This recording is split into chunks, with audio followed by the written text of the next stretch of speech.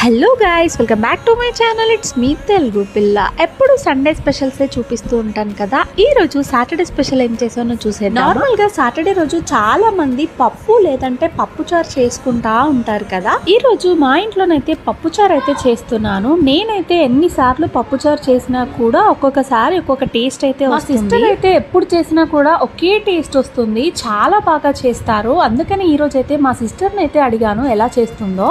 మా అక్క చెప్పినట్టుగానే నేను కూడా ఈరోజు ట్రై చేశాను. నిజంగా టేస్ట్ అయితే చాలా బాగా వచ్చింది. మీలో ఎంతమందికి పప్పుచారులో బెల్లం వేసే అలవాటు ఉంది? నేనైతే ప్రతిసారి వేస్తాను. మంచి టేస్ట్ అయితే వస్తుంది. పప్పుచారు మరుగుతున్నప్పుడు అయితే ఒక మంచి స్మెల్ అయితే వస్తుంది. ఇంకా ఉట్టి పప్పుచారు ఏం తింటాము, దాంట్లోకి అప్పడాలు ఉంటే బాగుంటుంది కదా అని ఇంకా అప్పడాలు కూడా వేయించేశాను.